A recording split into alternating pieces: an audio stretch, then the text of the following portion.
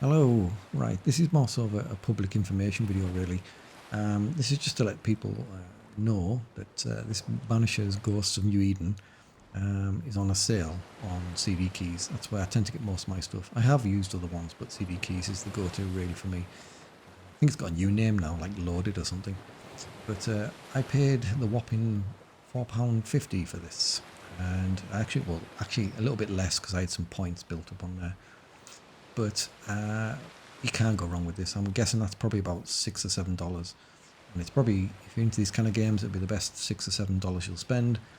How to describe it? It's a cross between Plague's Tale and Witcher. It's linear and story driven, that kind of pacing as what Plague's Tale is, but it's also got Witcher elements thrown in there as well. The voice acting, everything else, characters, the story itself, it's all very, very, very good.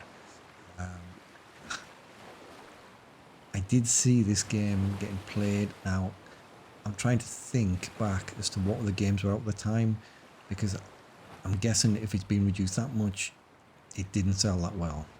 Now, that doesn't always mean, like with some films, they were bad. Sometimes films and games just come out at the wrong time, it clashes with something else, or people are busy playing something like a certain online game and they just don't get a look in. And it's not necessarily because the film or the game's bad, it's just wrong place, wrong time kind of thing.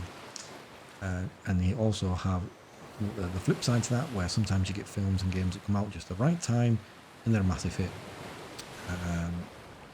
Trying to think off the top of my head, a good example would be the first Deadpool film. Now, obviously it's a good film, but they released it in January, and that is a dead month. No one releases anything in January. So when it came out, it had no competition, there was nothing up against it as such.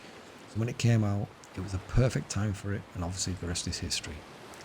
Now, as for the actual game itself, as I say, probably one of the most amazing things about this is how well it runs, and it's an Unreal 5 engine game, which is crazy because the reason why I'm playing this is because I gave up on Bloodlines 2.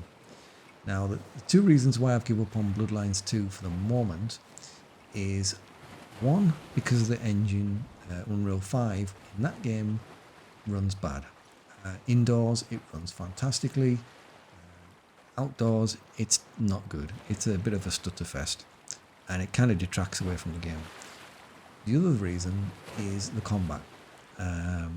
I don't know whether they'll fix it, tweak it, do anything with it, or whether they'll release the dev tools and just let modders do it, because the combat is probably the biggest letdown for me.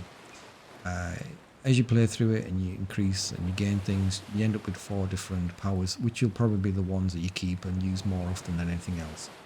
Some of them are just far better than others. So you'll go into a fight and you've got these 4 powers which you'll use.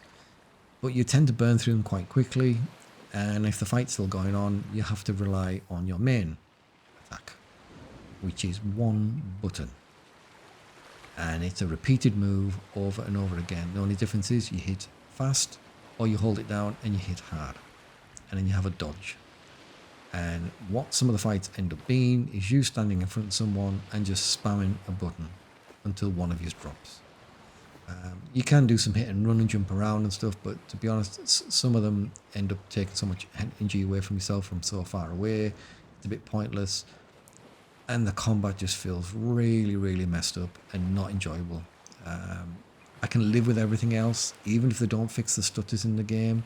I could get through it because the other parts kind of like make up for it, but the combat is just having to stand there and just spamming this button. It's just like, is this the best that you can come up with? So I'm hoping either they'll make some changes, or whether they'll give out the dev tools and they'll let modders try and rectify this kind of thing. So that's on the back burner. I'll come back to that when I hear some good things about it. I was going to move on to Outer Worlds 2 because you can get the premium edition, you can play it early, but it's Unreal 5, and I keep seeing conflicting reports saying it's way better than any other Unreal 5 game. It runs really, really well, and I'm seeing some people saying it doesn't really run well at all. It's a bit of a stutterfest. So I'm waiting until there's more reviews and more people feeding back on that one. Which is the surprising thing about this, because this is Unreal 5. and this runs fantastically. I mean, I'm using DLSS and quality, but I'm not putting any frame gen or anything on there. And I capped my games at 138 just because it's 144 hertz TV, and it's rock solid at 138 no matter what happens. And there's no stuttering or anything. It's really, really good. But like I say, the story and everything else is what's carrying this game, which is what I thought it would be. It would be more linear, more story driven. But the voice acting and characters, all good. Got no complaints. And if the game didn't do well, money wise, for the studio, it's a hell of a shame. Game length, as far as I'm aware, it's supposed, well, for most average people, it's clocking in somewhere between 20 and 25 hours, I believe. Obviously, you're going to get people online who have burned through the game in like probably 12 hours or something, but for the average Joe as such, you're looking about 20, 25 hours. So you're going to certainly get your money's worth out of there. I'll leave a link to it, but I highly recommend, if you want something like I say, Plague's Tale with a bit of Witcher thrown in, more story driven, linear as such, yeah, definitely give this one a look at. Anyway, bye.